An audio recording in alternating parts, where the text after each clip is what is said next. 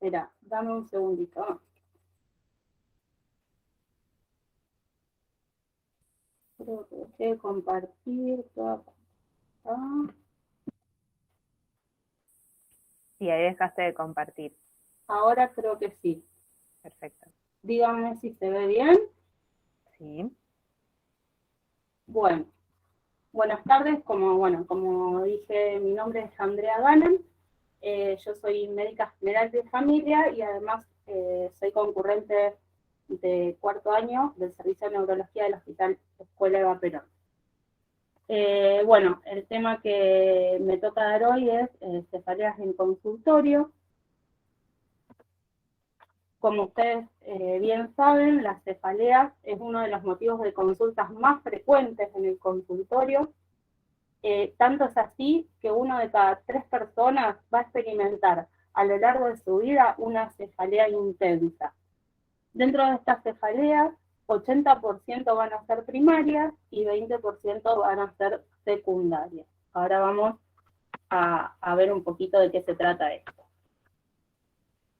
Cuando llega un paciente a consultorio, como en cualquier patología, como con cualquier síntoma, nosotros tenemos que hacer una aproximación diagnóstica de este paciente. Y el primer objetivo nuestro va a ser dilucidar si nos encontramos ante una cefalea primaria. ¿Qué quiere decir esto? Que la cefalea es la enfermedad, o bien ante una cefalea secundaria, o sea que esta cefalea es solamente un síntoma dentro de una enfermedad de base. Si ustedes ven a la derecha, yo puse un cuadrito donde separa la cefalea en cefalea como enfermedad, esto es así una cefalea primaria, donde lo que vamos a tener que hacer es clasificarla, o sea, una clasificación descriptiva para luego instaurar el tratamiento, dependiendo de qué cefalea sea. Esta clasificación se hace a través de los criterios diagnósticos y del otro lado, en el otro extremo, tenemos la cefalea como síntoma. Estas son las cefaleas secundarias. Acá la clasificación va a ser etiológica, o sea, el diagnóstico de base. ¿Cuáles son las principales causas de cefalea? Como dijimos, las tenemos que dividir en primarias y secundarias. Dentro de las cefaleas primarias, vamos a tener a las cefaleas tensionales, a las migrañas, a las cefaleas trigéminos autonómicas, donde la más conocida, seguramente ustedes la van a tener que ver un montón de veces en guardia, son las cefaleas de racimo o cefaleas de Horton.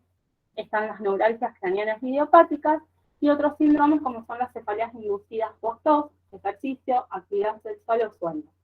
Acá quiero detenerme un ratito para decirles que, o sea, dentro de lo que son estos síndromes, para nosotros clasificarlos como cefaleas primarias, tenemos que descartar primero una secundaria, porque todas estas cefaleas, si ustedes se fijan, tienen algo en común, que es el aumento de la presión, por la tos, por el ejercicio, por la actividad sexual. Entonces también tenemos que ahí poner el ojito, no simplemente clasificarlo en una cefalea inducida por tos, sino que descartar primero una causa secundaria.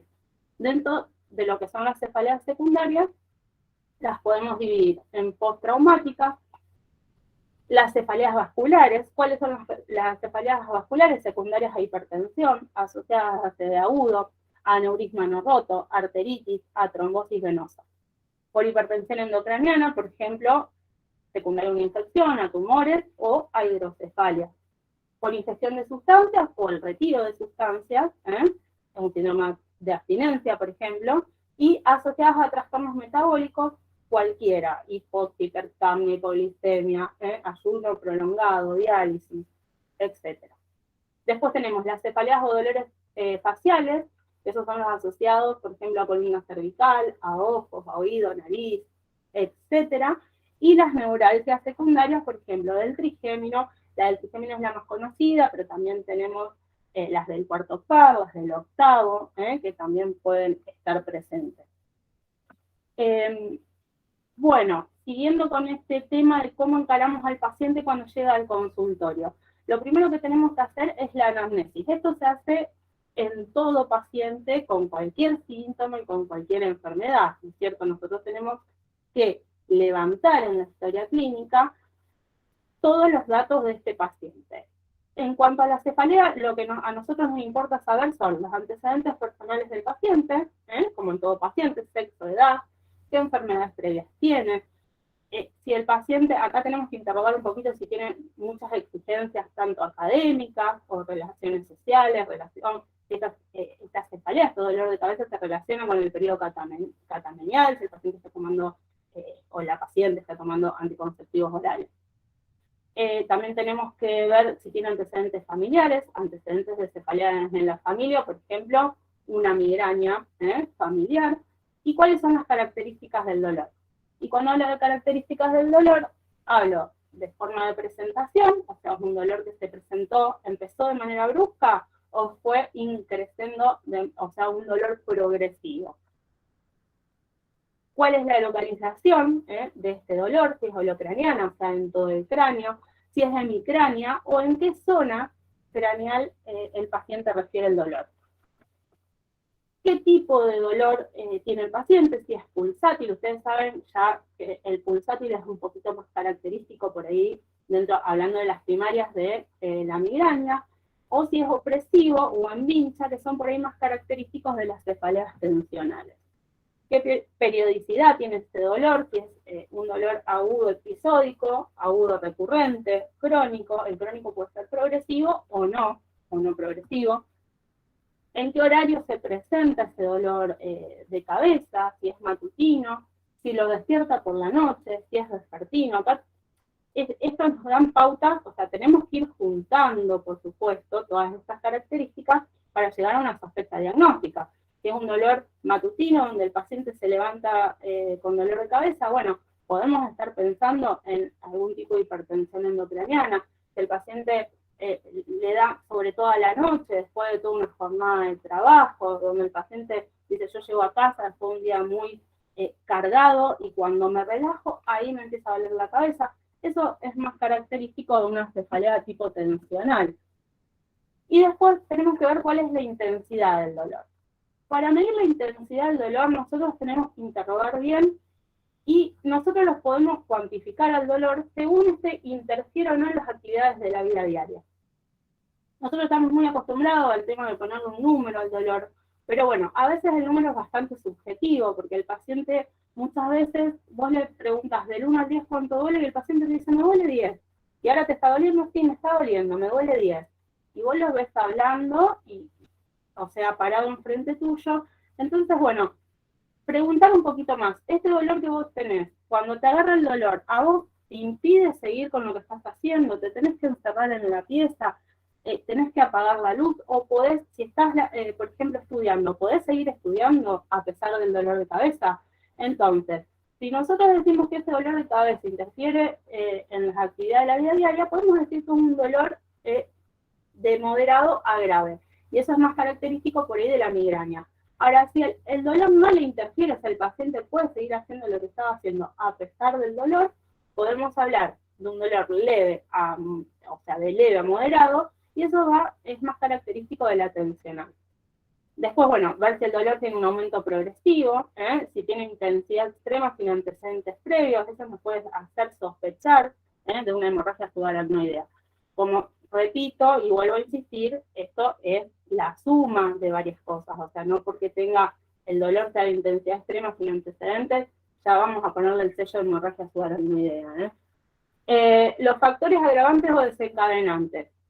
Si lo desencadenan o lo agravan los ruidos, las luces, algunos alimentos, el esfuerzo físico, la ansiedad o el periodo premenstrual en las mujeres. Respuesta a tratamientos instaurados en el pasado, esto sobre todo para no volver a instaurar un tratamiento que ya ha fracasado en el pasado, porque si ya fracasó, va a volver a fracasar, entonces a veces eso frustra al paciente, y los síntomas acompañantes o pródromos, o sea, si tiene alteraciones visuales, pródromos digestivos, parestesias, debilidades, etc. Una vez que recogemos todo esto en la historia clínica, pasamos al examen clínico neurológico. Signos vitales, o sea, qué edad tiene el paciente, si tiene o no tiene fiebre. Después pasamos al examen neurológico, el nivel de conciencia, Si hay alguna focalidad neurológica, alguna hemiparesia, por ejemplo, si el paciente tiene o no tiene rigidez de nuca, y palpar los músculos cervicales. Esto, a modo de ejemplo, es un dibujito que circula mucho por todos lados, pero es interesante porque permite visualizar de manera rápida la localización de las diferentes cefaleas primarias. Bueno, la primera es la sinusitis, eso es un diagnóstico más bien diferencial, es un diagnóstico diferencial, sobre todo en la sinusitis en los senos frontales, y a este diagnóstico se llega por la clínica, la palpación de los senos y todo lo que ustedes saben. La cefalea en racimo, en realidad esto vale para todas las trigémino autonómicas. El dolor se localiza sobre todo en y alrededor del ojo o retroocular, y a veces también se irradia a zona temporal. El dolor por tensión o la cefalea tensional lo que da generalmente es esa gran presión en la cabeza y que el paciente te lo refiere como una vincha. Son generalmente holocranianos, o sea, de toda la cabeza. Y la migraña, donde el dolor suele aparecer en la mitad de la cabeza, y se puede acompañar de náuseas, cambios visuales, entre otros síntomas. Fotofobia, fonofobia, todo lo que ustedes conocen. Bueno, dentro de lo que es la cefalea tensional, acá hablando de las primarias, nosotros dijimos que las primarias eran las más frecuentes, o sea, si teníamos que hablar de cefaleas primarias y cefaleas secundarias, las primarias eran las más frecuentes, o sea, se llevaban más del 80% de las cefaleas. Y dentro de estas primarias, la cefalea tensional es la más frecuente. Incluye hasta un 70% de las consultas por cefalea. Y esta cefalea tiene criterios diagnósticos. Los criterios diagnósticos están dados por la ICHD, que sería los criterios diagnósticos internacionales para cefalea en su tercera edición. ¿Y qué dice?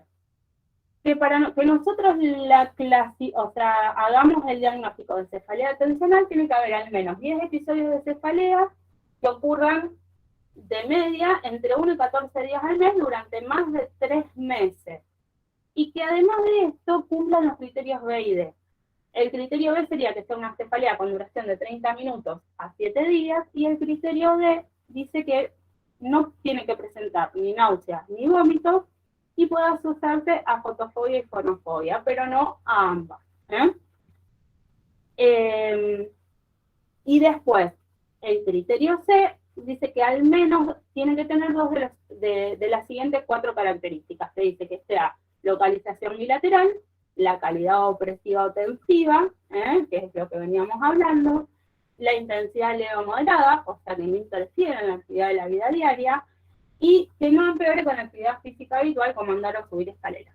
Si ustedes se fijan, los criterios diagnósticos no es nada más que todo lo que venimos hablando de cómo se presenta la cefalea tensional. El tratamiento se hace, por un lado, con los analgésicos comunes, ibuprofeno, paracetamol, naproxeno, y se lo asocia siempre a un miorrelajante. ¿Por qué? Porque estas cefaleas muchas veces están muy relacionadas con el estrés, con la ansiedad del paciente, con la carga laboral, etc. Y bueno, muchas veces también con contracturas musculares. Y a esto se trata de agregar siempre kinesioterapia y psicoterapia. Bueno, la migraña. La migraña es una enfermedad que es muy invalidante, con un gran impacto en la calidad de vida, y en cuanto a frecuencia, es la segunda más frecuente dentro de las primarias en consultorio. Después de la tensional, que dijimos que se lleva el 70%, le sigue la migraña, que la padece el 10% de la población. ¿Cuál es la edad de inicio de una migraña? Entre los 15 y 30 años. A veces en los varones puede presentarse un poquito antes. Y en las mujeres muchas veces el inicio de la migraña está muy relacionado con la menarca, o la primera menstruación, por una cuestión hormonal. Y lo que tiene este tipo de cefalea, de cefalea primaria, es que al aceptar edades productivas entre los 22 y los 55 años de edad, son bastante invalidantes y interfieren bastante en todo lo que es lo laboral, lo social, son las edades más activas en donde se presentan. Y es muy raro verlas en la senectud, o sea, en el adulto mayor. Por arriba de los 55 años ya es muy difícil. O sea, si una migraña aparece por arriba de los 55 años, vamos a estar pensando en algo secundario. Y bueno, y obviamente por el mismo tema hormonal que dijimos antes, es de 2 a 3 veces más frecuente en mujeres. Bueno, no se asusten acá, esto es más fácil de lo que parece, son los criterios diagnósticos, lo mismo que dijimos antes, los criterios el criterio internacional para cefalea, esto que está acá, ICHD, en su tercera edición. Esto, si ustedes lo buscan, figura en todos lados. ¿Y qué me dice esto? Simplemente junta todo, más o menos todo lo que estuvimos hablando ahora, pero lo pone en criterios, como para que uno pueda llegar a un diagnóstico de certeza. Entonces, por ejemplo, nosotros si nos vamos acá al primer cuadrito, fíjense que dice que la migraña episódica, se divide en migraña sin aura y migraña con aura. La migraña sin aura, que es esta primera que está acá, podemos, para diagnosticarla, nos podemos ir a este cuadro que está acá abajo, que fíjense que es bastante fácil. Te dice que vos podés diagnosticar una migraña sin aura en un paciente que tenga al menos 5 crisis que cumplan con los criterios B y D. El criterio B son episodios de cefalea entre 4 y 72 horas de duración, no tratadas o tratadas sin éxito. Y el criterio D es lo que hablábamos antes, que al menos uno de los siguientes síntomas tienen que estar presentes durante la cefalea: las náuseas y los vómitos, la fotofobia y la fonofobia. El paciente con migraña siempre, o la mayoría de las veces, se refiere que cuando tiene la cefalea, les da ganas de vomitar, vomita, no soporta la luz, no soporta los ruidos y se tiene que encerrar en una habitación con la luz apagada. Eso van a ver que lo van a escuchar en la mayoría de los pacientes con migraña. Y que la cefalea presenta al menos 2 de las siguientes características. Fíjense, localización unilateral, que ya lo hablamos, el carácter pulsátil, como que es pulsátil no opresivo como la tensional, ahí tiene una diferencia. El dolor es de intensidad moderada severa, o sea, si se acuerdan de lo que dijimos antes, este sí interfiere en la actividad de la vida diaria y empeora condiciones el abandono de la actividad física habitual. Fíjense que si ustedes lo van desglosando de poquito, no es tan complicado como parece a simple vista. Y después nos vamos a la segunda, que es ya la migraña con aura, que la divide a su vez en migraña con aura típica. El aura típica son generalmente visuales, estamos sobre todo los escotomas centellantes, las fotopsias, eso es una aura típica. Y el aura típica te la divide a su vez en aura típica con cefalea, ¿qué quiere decir? Que el paciente va a tener la fotopsia, o sea, las auras visuales, también pueden tener algunas auras sensitivas dentro de las típicas, y que después de... El aura es una focalidad neurológica en realidad, y que aparece y dura de 5 minutos a 60 minutos antes de que aparezca la cefalea. Entonces, el aura típica con cefalea tiene estas auras de escotomas centellantes o de fotopsias que pueden durar entre 5 y 60 minutos, y después aparece la migraña, que es todo lo que vimos en este cuadro de acá abajo. Y el aura típica sin cefalea es ese mismo aura que aparece, pero nunca aparece el dolor de cabeza. Queda en el aura nada más.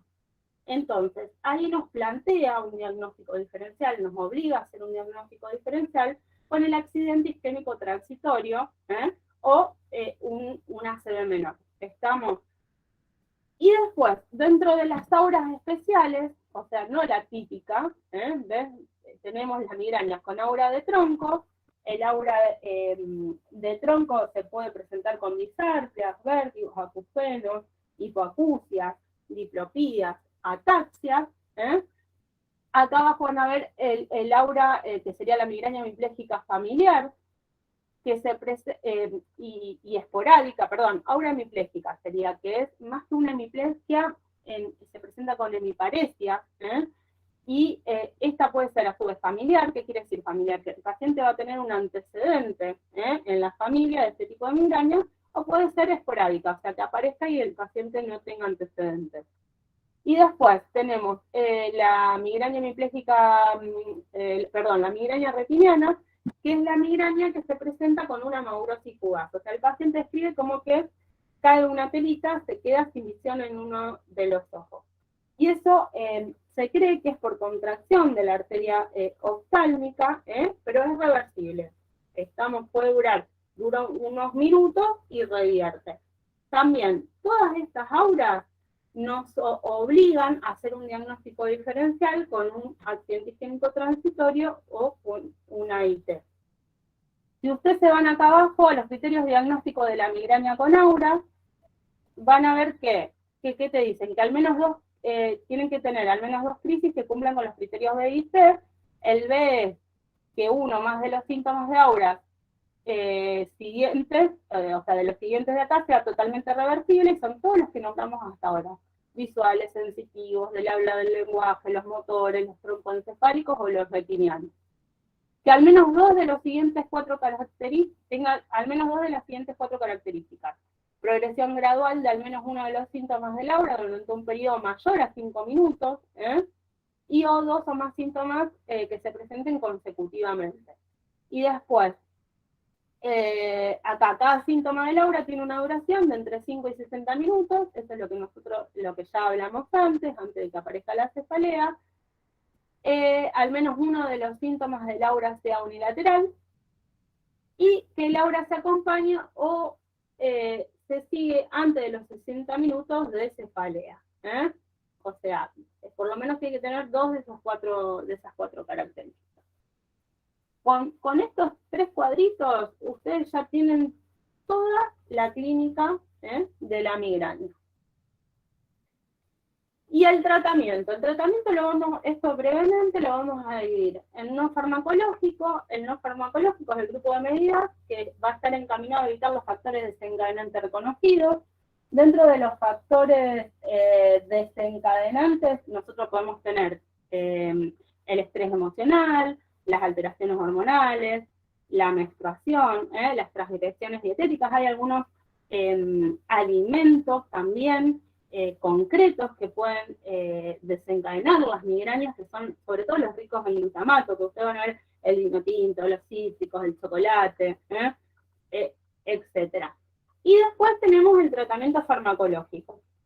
El tratamiento farmacológico lo podemos dividir en sintomático, o sea, ¿qué significa? Que se lo damos al paciente cuando está con el dolor, que son los analgésicos. El de primera elección generalmente es el naproxeno, pero se puede dar también ibuprofeno, paracetamol, dipirona. Se puede asociar a un antiemético cuando el paciente, por ejemplo, presente vómitos. Y si los síntomas son muy intensos y no se den con AINES, podemos asociar los triptanes. Los triptanes, acuérdense que son agonistas serotoninérgicos. Si bien los pacientes, como dijimos ya antes, con migraña, generalmente son pacientes jóvenes, que no van a tener demasiadas comorbilidades, ustedes se tienen que acordar que este tipo de medicamentos no se pueden usar ni en hipertensión no controlada, ni en cardiopatías isquémicas. Estamos en el resto de los pacientes, podemos usar los triptanes. Tienen que saber que tienen algunos, los efectos adversos más frecuentes pueden ser mal sabor en la boca, algunas molestias nasales, el paciente puede referir sensación de calor en cara y cuello, y también mareo. Los más conocidos acá son el sumatriptán y el naratriptán, los deben haber sentido nombrar seguramente. Y el tratamiento preventivo, esto ya no es para la crisis de dolor, sino que es precisamente para prevenir o disminuir las frecuencias, y los preventivos que se usan o que más se usan son el propanolol y el topiramato, serían como los de elección, son los que uno primero suele elegir. Y después tenemos también el ácido valproico o la amitriptilina. De todas maneras, ustedes tengan en cuenta siempre que van a indicar una medicación, tienen que tener en cuenta el paciente al que se le está indicando. Por ejemplo, si es un paciente que tiene predisposición a hacer cálculos, no le vamos a dar el topiramato, porque el topiramato aumenta la posibilidad de producir cálculos renales, entonces vamos a tratar de evitarlo. Si es un paciente diabético mal compensado, no le vamos a dar, o asmático mal compensado, no le vamos a dar un propanolol. Si por ahí es un paciente que además de la cefalea nos dice que no puede dormir a la noche, que está algo deprimido, podríamos intentar con una amitriptilina. O sea, ustedes lleven el concepto de que la medicación se elige en base al paciente, más allá de que siempre decimos el de primera elección es el propanolol, el topiramato, sí, pero bueno, después hay que ver otras cuestiones.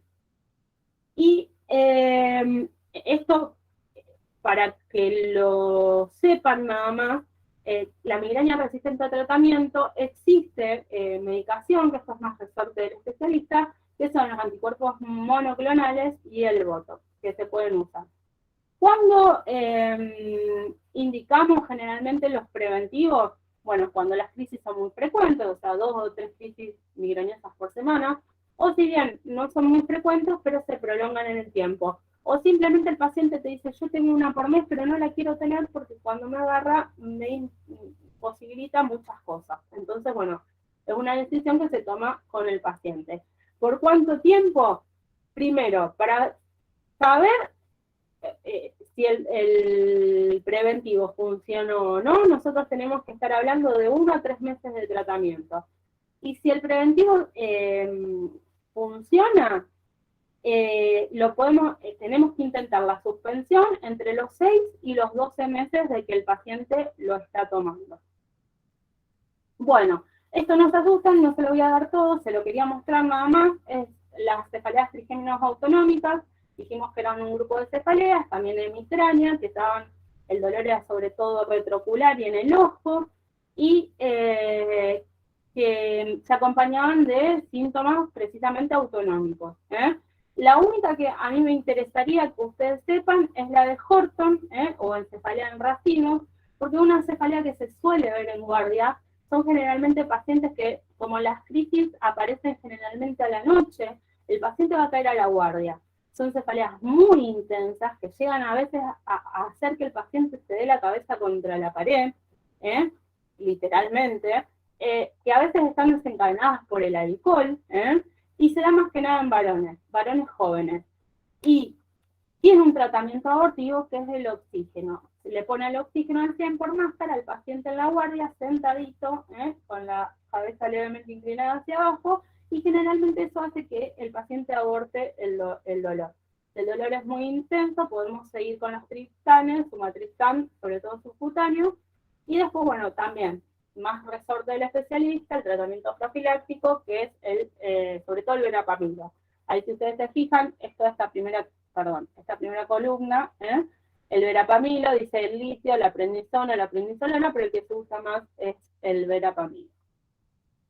Y acá les puse los criterios diagnósticos de la cefalea en racimos por lo mismo, o sea, porque me engloba un poquito todos los síntomas. Se dice que al menos tiene que tener 5 ataques que cumplan con los criterios B y D, que tiene que ser un dolor severo unilateral orbitario, suborbitario y o temporal, que dura entre 15 y 180 minutos, obviamente si no es tratado, si no es abortado por el oxígeno.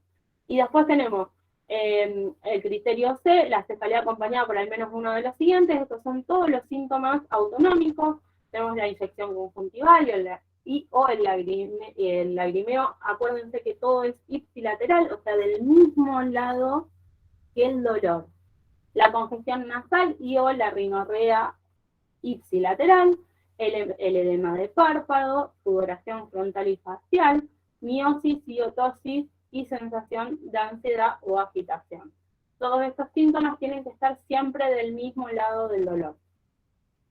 Fíjense que los dolores, los ataques varían entre una vez cada 2 días y 8 al día. Durante más de la mitad del tiempo que el trastorno está activo, porque el paciente que tiene una cefalea de Horton no es que está toda la vida con cefalea, tiene como periodos de reagudización y ahí puede llegar a tener hasta 8 crisis al día y bueno, por eso es bastante incapacitante. Bueno, para ir terminando, los signos de alarma. Acá, ¿qué significan signos de alarma? Ante la aparición de alguna de estas cosas que yo le voy a nombrar, hay que pensar en una cefalea secundaria. Entonces, ante el primer episodio o el peor dolor de cabeza de la vida del paciente, ojo, ahí nos obliga a descartar algo secundario. Un cambio en un patrón en un dolor de cabeza habitual. O sea, el paciente te dice, yo sufro migrañas, pero este dolor fue distinto. Síntomas o signos neurológicos focales anormales. Obviamente, si el paciente se presenta con una convulsión, nos vamos a dar cuenta todos. Ahora, por ahí pueden tener algunos déficits, un déficit motor, por ejemplo, una hemiparesia leve, que puede pasar desapercibida. Entonces, revisen bien a los pacientes. Cambios en el nivel de conciencia, el estado mental o la personalidad. Obviamente, presencia de síntomas sistémicos, un paciente con síntomas meningios, con fiebre, etc. La aparición durante el embarazo o el posparto nos obliga siempre a descartar una causa secundaria. El comienzo posterior a los 50 años, por lo mismo que hablábamos antes, que todo paciente que empieza con una migraña después de los 50 años, 55 años, abrir los ojitos. Posterior a un traumatismo directo en la cabeza o el cuello, inicio súbito, una intensidad máxima en segundos a minutos, o alguna cefalea que sea provocada por todos los esfuerzos, cambios posturales, o sea, el valsalva. ¿Cuáles son los exámenes complementarios que nosotros vamos a hacer cuando sospechamos que una cefalea es secundaria? Primero, un fondo de ojo. El fondo de ojo lo que nos va a descartar más que nada es un edema de papila, o sea, secundario a una hipertensión endocraniana. Después, laboratorio, para ver todas las causas metabólicas o posibles causas metabólicas también. La neuroimagen, lo que vamos a hacer generalmente es una tomografía de cráneo sin contraste, porque son los que vamos a tener más a mano en la guardia. Y si la tomografía da negativa, pero nosotros tenemos una alta sospecha, por ejemplo, de hemorragia subaracnoidea, lo que le podemos hacer es una PL, una punción lumbar, donde nos va a dar un líquido xantocromático, o se va a ver la sangre. Bueno, el cuadrito que les puse a la derecha me gustó, dice neuroimagen, sí o no, cuando no, cuando la historia clínica es típica, cuando se cumplen los criterios diagnósticos acá estábamos lo mismo, IHS en su tercera edición, o sea, tenemos todos los criterios diagnósticos que ya los estuvimos hablando, cuando la exploración es normal, y cuando sí la imagen, cuando la historia clínica es atípica, o sea, hay algo en la historia clínica de todo lo que hablamos al principio que no nos gusta, cuando hay datos que sugieran de entrada una cefalea secundaria, si existe algún criterio de alarma, o cuando el examen físico o la exploración es anormal. Entonces, recordar, un paciente con antecedentes de cefalea primaria no está exento de padecer una cefalea secundaria. Siempre hay que revisar bien al paciente, tomar bien la anamnesis, hacerle un buen examen físico y ante cualquier posibilidad de una cefalea secundaria, estudiarlo. Bueno, muchas gracias.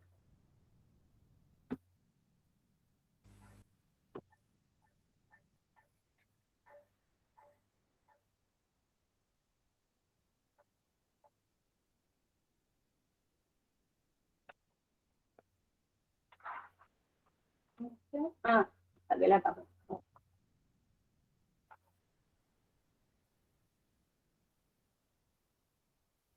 Chicos, ¿alguno quiere hacer alguna pregunta? ¿Les gustaría que sigamos adelante?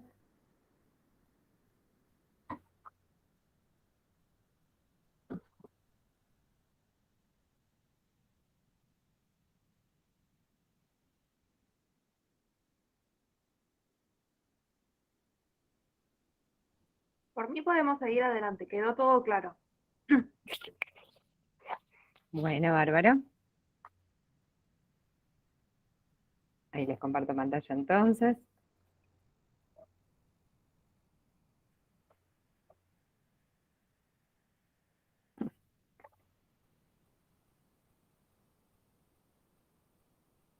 Muy bien. Díganme si están viendo bien. Perfecto, Iris. Bárbaro. Sí, se ve bien. Bueno, arrancamos nomás para los valientes de esta hora y para un viernes a la tarde. Bueno, chicos, yo voy a hablar un poquito de prevención primaria y secundaria del ACV. Bueno, un poco de definiciones, como ustedes ya saben. Hablamos de prevención primaria para todas esas medidas que hacemos para evitar la aparición de una enfermedad, ¿sí? Entonces, controlamos bien factores de riesgo o agentes etiológicos. Entonces, influimos sobre la reducción de la incidencia de, en este caso, del ACV o del stroke. Dentro de la prevención secundaria, vamos a tratar de detener o retrasar el progreso de, obviamente, la enfermedad ya instalada y evitamos su recurrencia. Bueno, a modo de, digamos, rápido, vamos a diferenciar un poco lo que sería un accidente isquémico transitorio de un accidente cerebrovascular. El accidente isquémico transitorio, la última definición, digamos, lo que tenemos que es un episodio breve de una focalidad neurológica producida bien por una isquemia a nivel central, a nivel cerebral, medular o retiniano, focal, cuyos síntomas por lo general duran menos de una hora, ¿sí? El límite es 24 horas. Digamos, la mayoría de los casos, el déficit se recupera, digamos, menos de 60 minutos. Y esto también es muy importante a nivel de lo que es la definición operativa, es que no tenemos evidencia de infarto a nivel de las neuroimágenes. ¿Esto qué quiere decir? Por ejemplo, en secuencias de resonancia, como ser la difusión, que es la primera, digamos, secuencia que nos muestra el ictus en agudo, no tenemos lesión. En cambio, en la ACV también tenemos una instalación súbita o progresiva de una focalidad, también de origen vascular, pero sí tenemos evidencia tanto clínica, imagenológica o neuropatológica de esta injuria permanente, más allá de las 24 horas. Bien. Rápidamente, digamos, como todos ya saben, el ictus representa una de las causas de mortalidad más importantes, tanto en países desarrollados como no desarrollados, tercera causa de muerte y primera de invalidez, ¿sí? La mayoría ocurre en mayores de 65 años. Bueno. Vamos a tener que una de cada 6 personas tendrá una ACV en algún momento de sus vidas. Fíjense que representa la segunda causa de demencia después de la enfermedad de Alzheimer y la primera causa de discapacidad adquirida en el adulto, y recuerden que también es una de las principales causas de institucionalización de los pacientes. Constituye verdaderamente un drama personal familiar y es una sobrecarga sumamente importante a nivel social, sanitario y económico.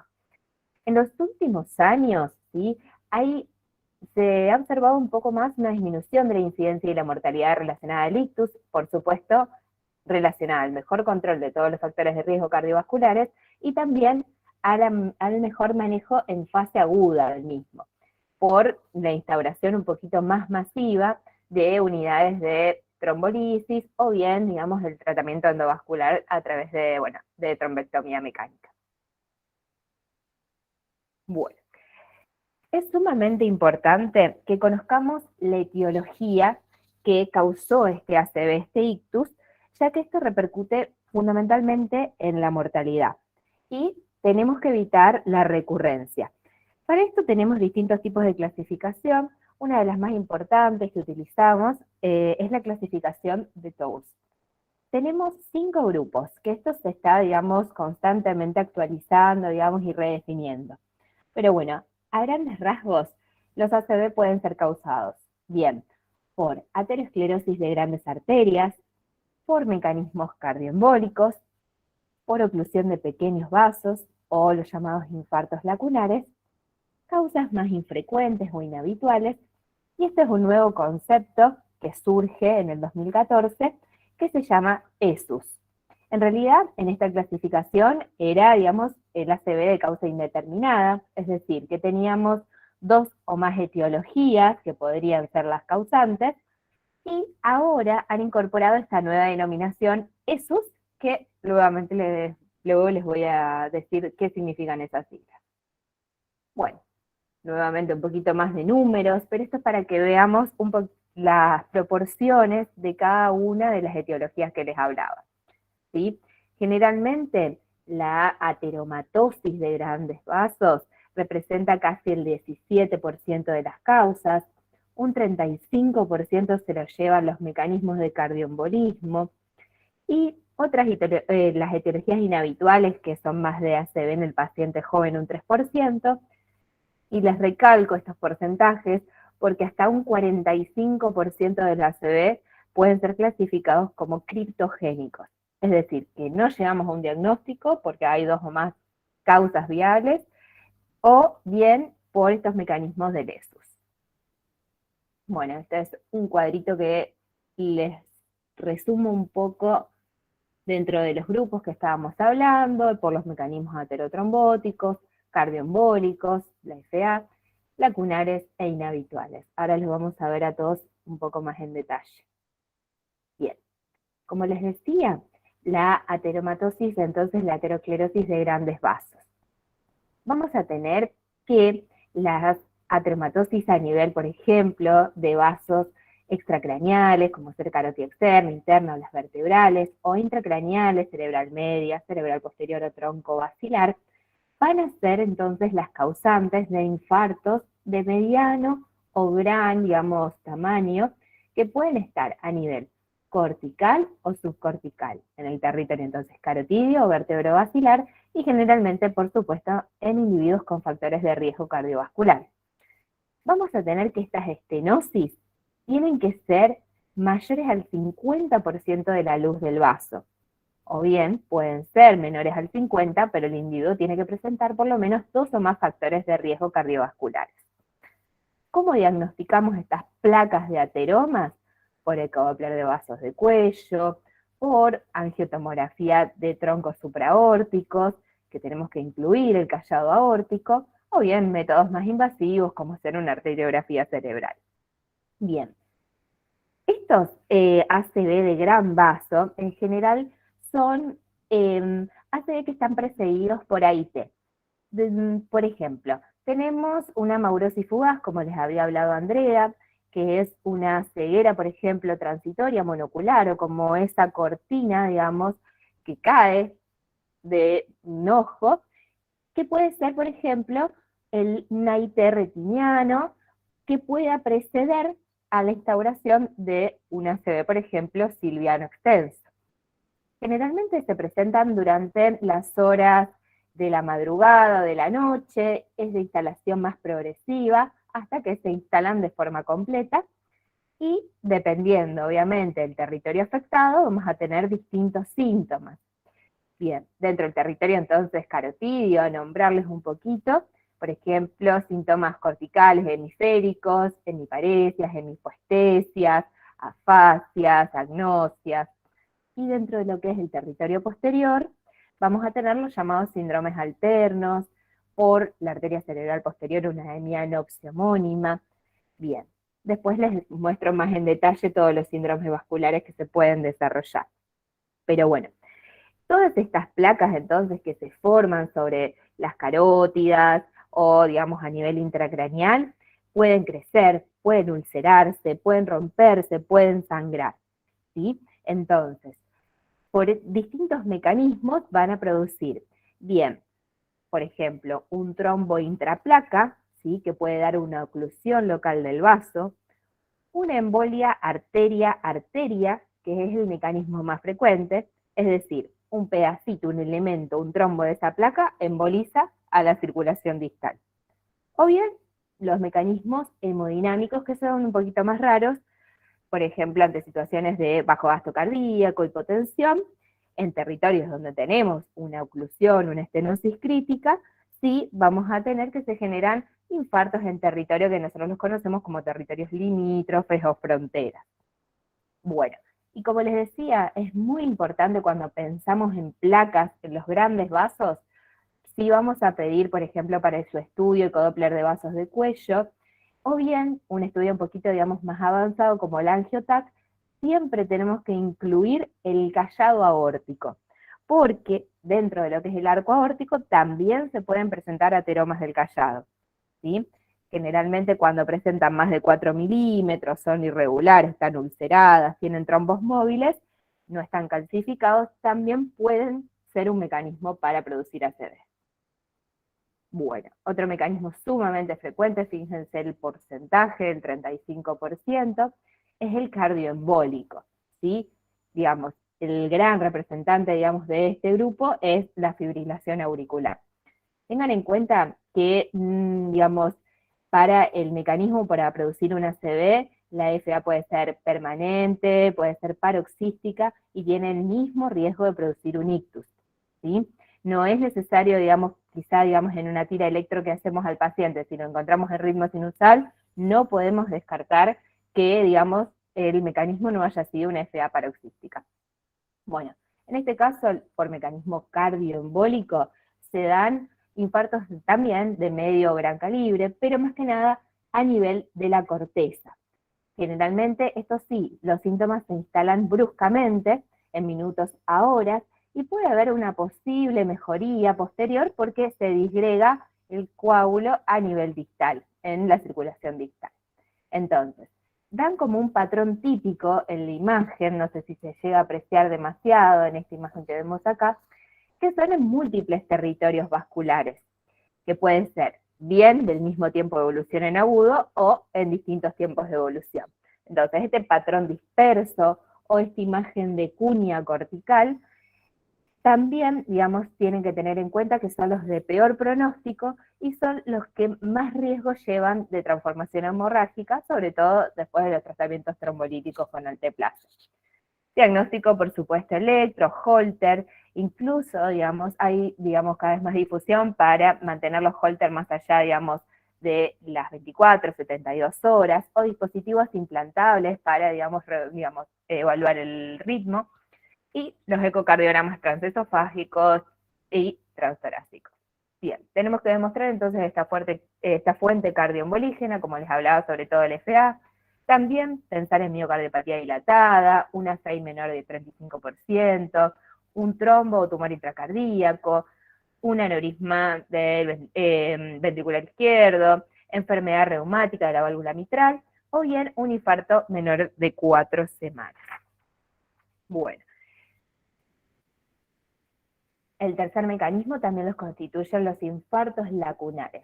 Estos son infartos sumamente chiquititos, menores a 1,5 centímetros, ¿sí? Esto en general por resonancia, o menores a 2 por tomografía, de, digamos, localización subcortical en territorio de arterias perforantes, es decir, de arterias muy pequeñas de la microvasculatura.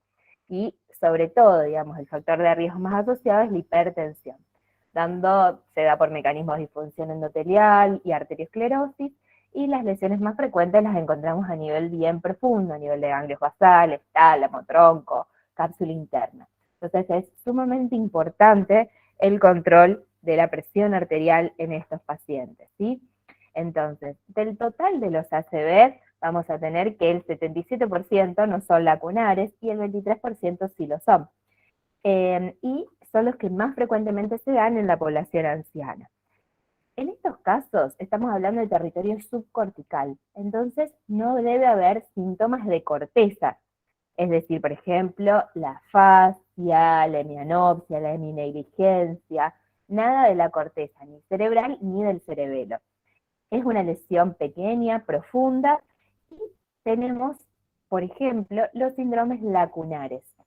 Generalmente, dentro de los clásicos, tenemos la hemiparesia motora pura, es un síndrome motor puro, es decir, el paciente viene con una hemiparesia motora, con síntomas piramidales, que involucra obviamente cara, brazo, pierna, por afectación de todo lo que es el haz corticoespinal, puede ser a nivel de la base de la protuberancia, del brazo posterior de la cápsula interna, a nivel, digamos, de lo que son las arterias lenticuloestriadas de la arteria cerebral media.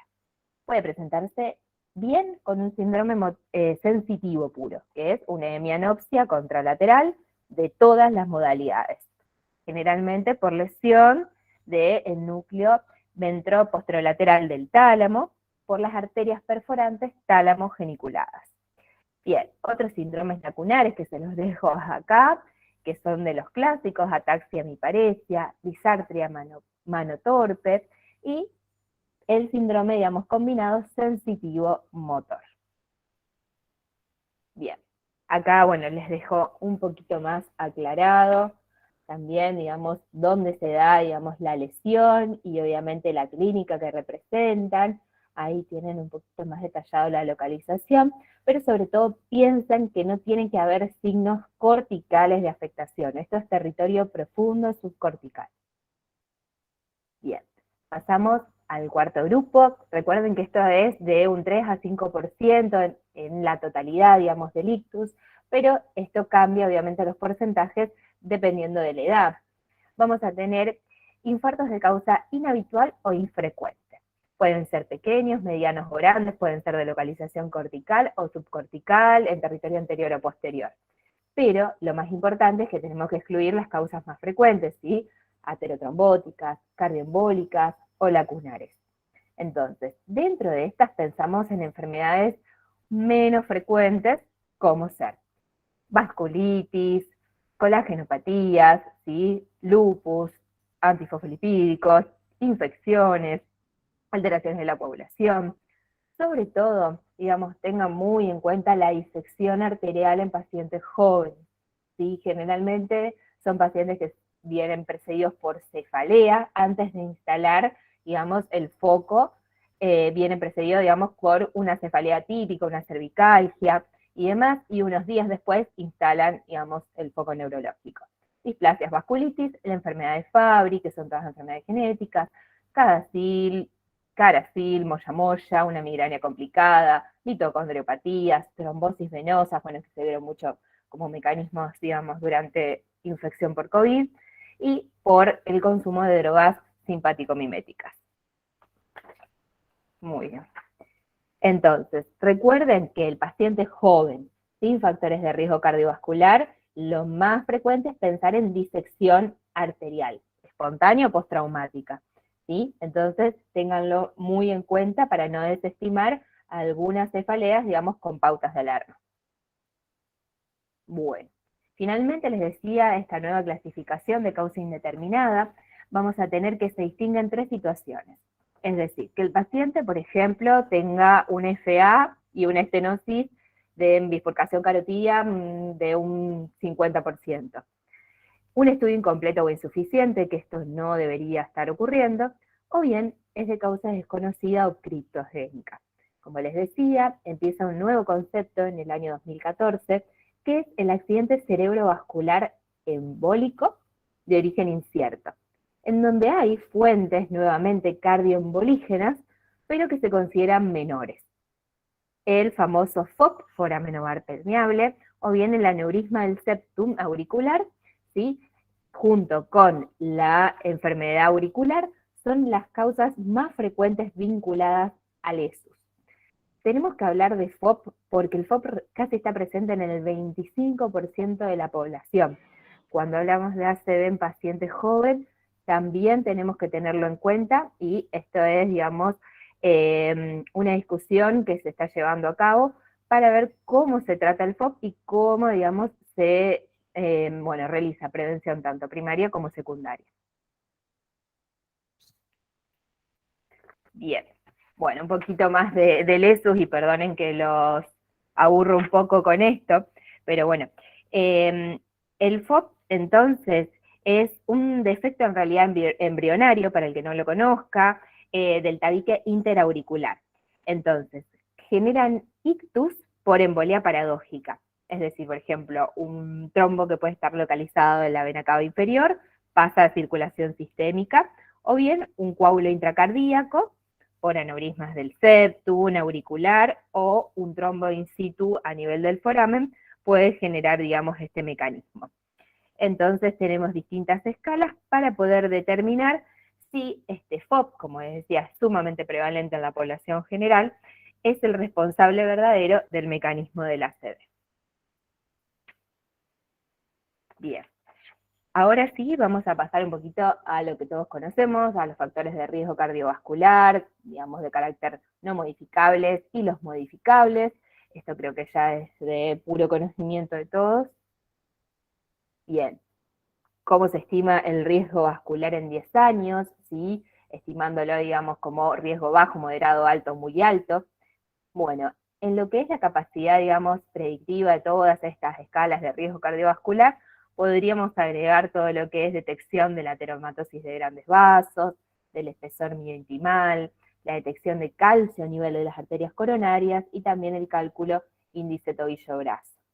Bueno, medidas higiénico-dietéticas generales de restricción, digamos, del consumo de sodio, descenso de peso, la instauración de la famosa dieta mediterránea, el abandono del hábito tabáquico y limitar el consumo de alcohol, y en lo posible evitar el estrés psicosocial y laboral. Bien. Uno de los grandes factores de riesgo vinculados a ictus es la hipertensión arterial. En más del 50% de los casos hay un control inadecuado de presión arterial. Por cada 20 milímetros de mercurio que aumenta la sistólica, aumenta el riesgo de mortalidad por ictus por 2. Y cada 10 que se baja la sistólica, reduce el riesgo de ictus en un 27%. Entonces, en prevención primaria, por lo menos, digamos, tenemos que, si el paciente presenta una TA por debajo de 120/80, medidas higiénico-dietéticas. Si presenta, por ejemplo, hipertensión de grado 1, ¿sí?, con riesgo vascular moderado, ¿sí?, instauramos medidas higiénico-dietéticas y terapia antihipertensiva. ¿Sí? Podemos utilizar fármacos IE, CARA2, beta-bloqueantes, calcio antagonista, diuréticos, dependiendo de las comorbilidades del paciente. ¿Sí? Vamos a tener que los bloqueantes cálcicos son recomendables en el tratamiento, pero hay evidencia más limitada que con los IECA, los ARA2. Y, como les decía, es el factor de riesgo más vinculado con los infartos lacunares. Bien, el objetivo, una vez que se ha producido el ictus, ¿sí?, es llegar a un nivel de TA por debajo de los 130/80. Y es razonable, luego de que se ha producido, digamos, en agudo el ACV, restaurar después de 24 horas los antihipertensivos que tomaba el paciente. Bien, esto se los dejo y siempre es algo muy controversial, cómo manejamos la hipertensión arterial en agudo, ya sea en ACV isquémico, en ACV hemorrágico, en un montón de situaciones. ¿Sí?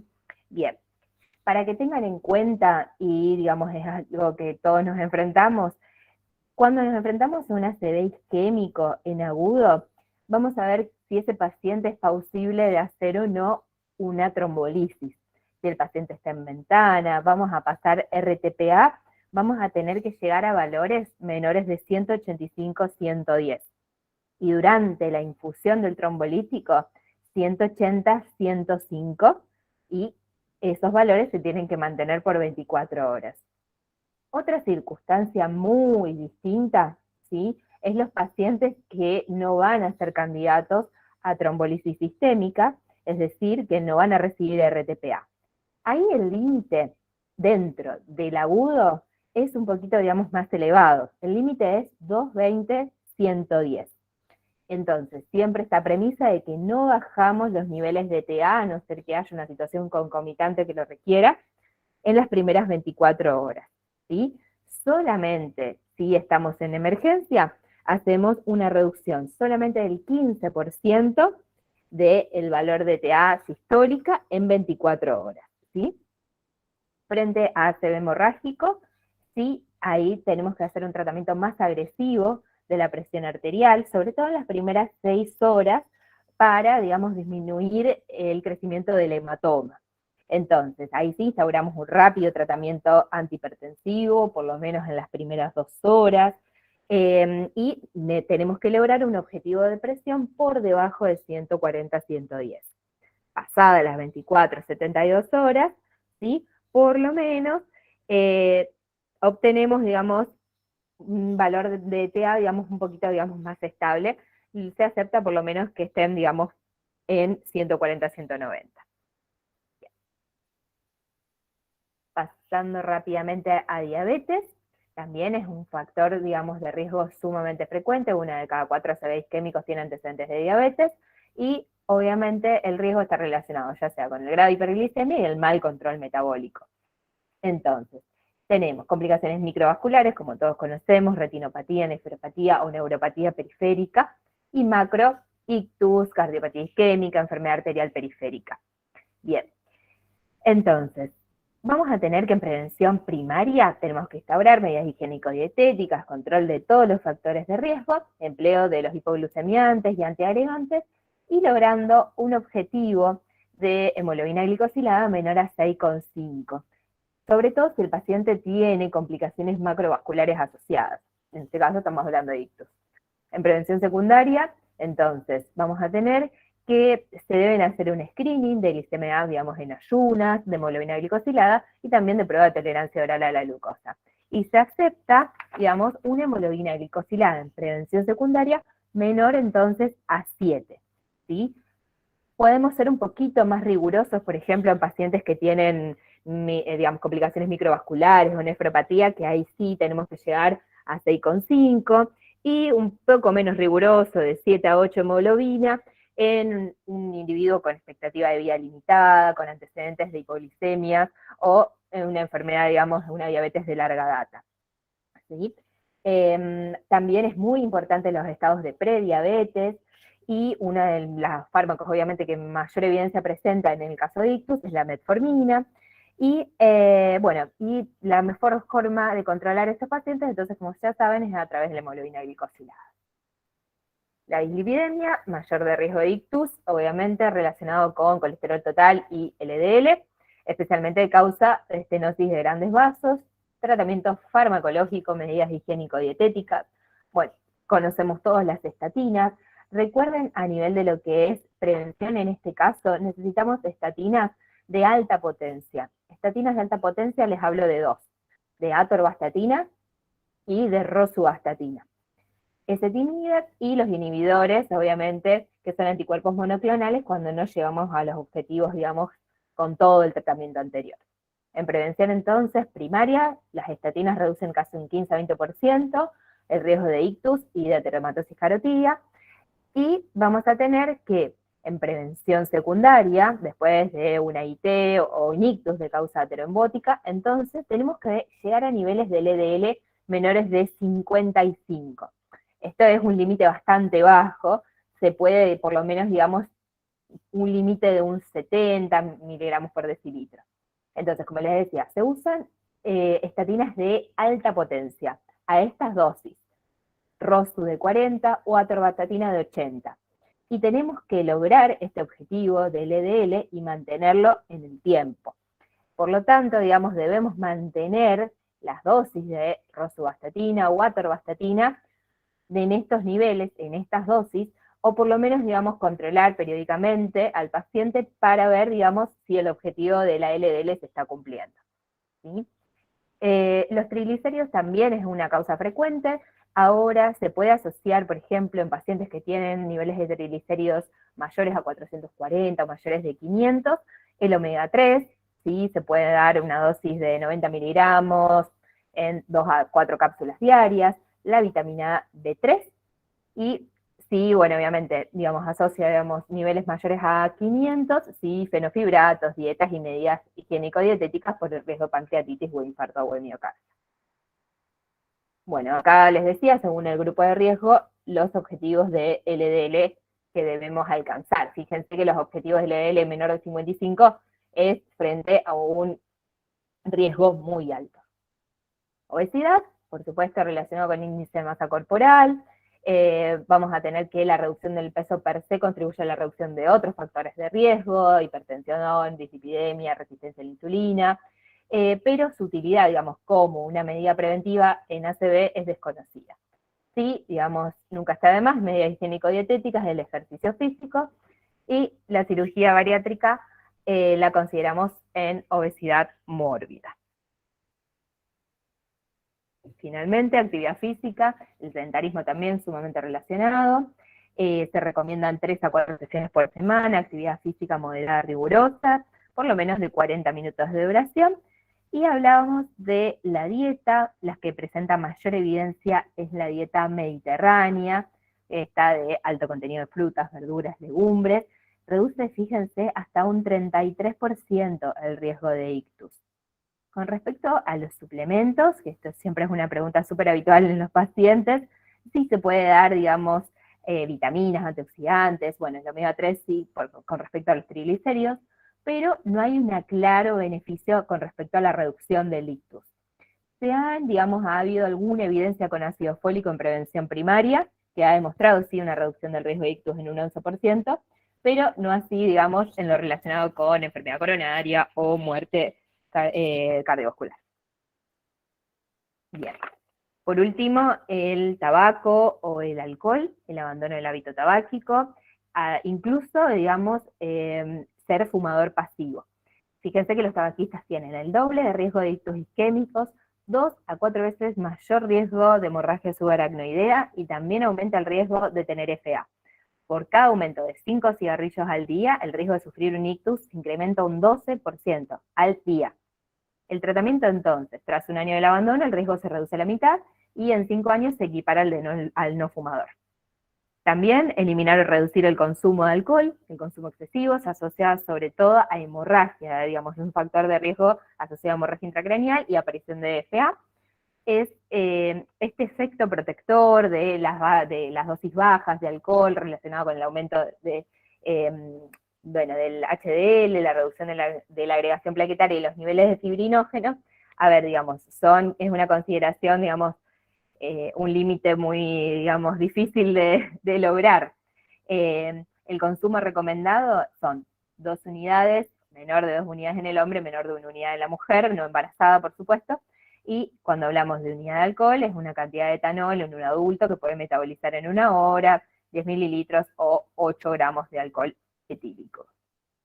Bueno, finalmente 2 o 3 palabras de la fibrilación auricular, que es obviamente la arritmia más frecuente que encontramos en la práctica clínica, en mayores de 75 años, los métodos de detección, bueno, ya lo estuvimos hablando, y sí, el tratamiento en estos casos es distinto.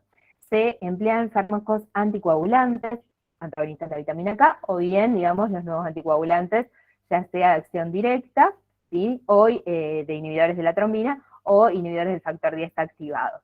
Entonces, generalmente los que más están asociados, digamos, o los que más en auge están, son los nuevos anticoagulantes orales, y en la mayoría de los pacientes, los trombos se localizan a nivel de la orejuela de la aurícula izquierda, y en los casos en donde, digamos, está contraindicada, digamos, la anticoagulación y tenemos ictus recurrentes, podemos optar por el cierre percutáneo de esta estructura.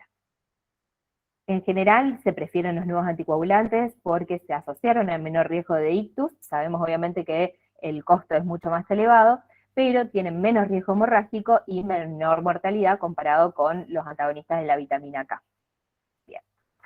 Esto, digamos, se los paso rápidamente, pero, digamos, es distinto, digamos, si estamos pensando en prevención primaria o secundaria. En prevención primaria sí hacemos todas las escalas del CHAD-2 vascular y, digamos, y del HAS-FLIT para el riesgo hemorrágico vinculado con la anticoagulación, pero si estamos hablando que el paciente tiene ACV y encontramos un mecanismo cardioembólico por una FA, este paciente tiene que estar anticoagulado a no ser que tenga una contraindicación absoluta, ¿sí?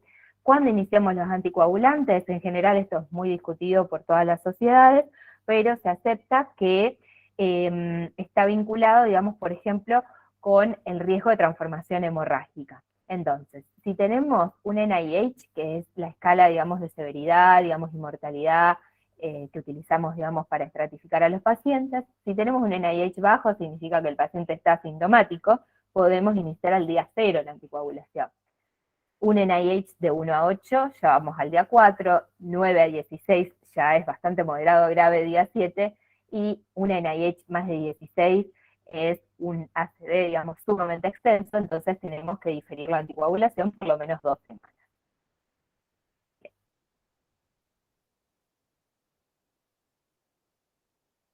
Bueno, con respecto a teratosis carotídea, entonces les decía que las placas entonces se pueden ubicar en arteria carótida, intracraneales o arco aórtico, y hay una clara correlación entre el grado de estenosis y el riesgo de ictus. Y también se está viendo en este último tiempo de qué características tiene esta placa, también está relacionado con el riesgo de ictus. Además del tratamiento médico, ¿sí?, que debemos utilizar entonces los antiagregantes, las estatinas, los antihipertensivos, también tenemos tratamientos quirúrgicos, dos, digamos, grandes tratamientos que son la endarterectomía carotidia, ¿sí?, y la angioplastia percutánea con colocación de stent carotidio. Y esto depende, por supuesto, del tipo, digamos, de estenosis que estamos hablando. En general, en prevención primaria, tenemos una estenosis asintomática, es decir, que el paciente no ha tenido una ACV en territorio ipsilateral a esa estenosis en los últimos 6 meses. Entonces acá, según el porcentaje de estenosis que presente esa arteria, es, digamos, cómo vamos a ir procediendo. Si el paciente ha tenido una ACV, tiene una estenosis sintomática ipsilateral en ese territorio, entonces optamos a partir de una estenosis superior al 50, al 70%, por control obviamente de los factores de riesgo, y revascularización carotidia mediante endarterectomía o angioplastia con stent, y en las estenosis, digamos, de 70 a 99%, también obviamente tratamiento médico intensivo y revascularización carotidia. ¿Sí? En las estenosis casi oclusivas no se puede optar por el tratamiento quirúrgico y sí digamos, se opta por un tratamiento médico intensivo. Bien, entonces la prevención de ictus es una prioridad sociosanitaria que nos debe incluir a todos, a la población general, a los legisladores, a las autoridades sanitarias y a todos los profesionales sanitarios. Entonces, la prevención primaria tiene como objetivo de reducir la incidencia, y la secundaria, evitar las recurrencias tras el primer ictus. Bueno, gracias por su atención, y acá les dejo unos anexos de irrigación cerebral y síndromes clínicos, y los síndromes alternos de que habíamos hablado, para que puedan leerlos y tenerlos como material de consulta.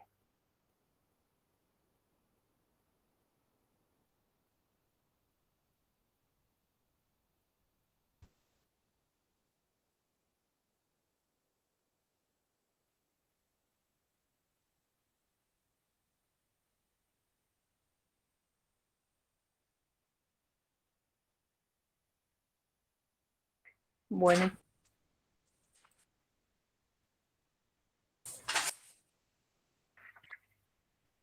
Profe, ¿te podría hacer una pregunta? O sea, no es en sí de tu tema, pero te quería hacer una pregunta. Cuando vos en una epidemia a un paciente le das atorvastatina o alguna estatina, ¿le pedís primero un perfil hepático y una CPK o directamente lo recetás?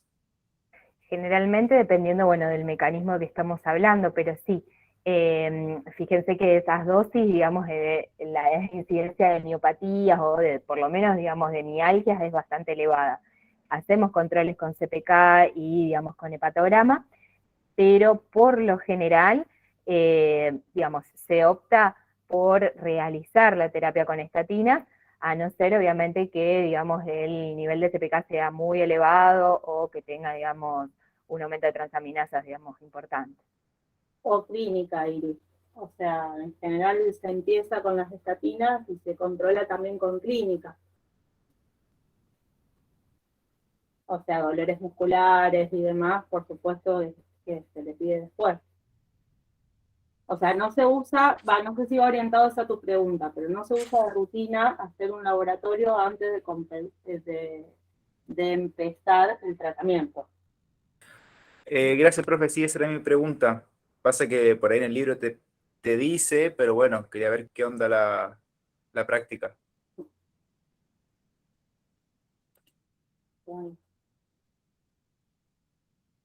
Bueno, ¿alguna otra pregunta que haya quedado?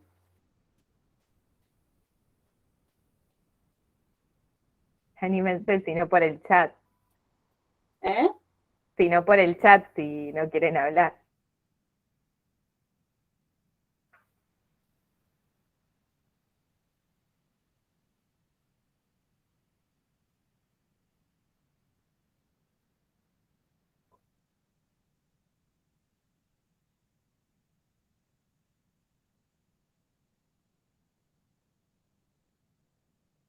Bueno, parece que no. Me parece que no.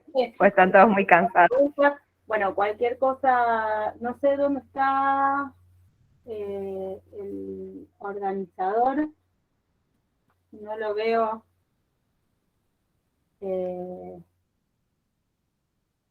Acá estoy.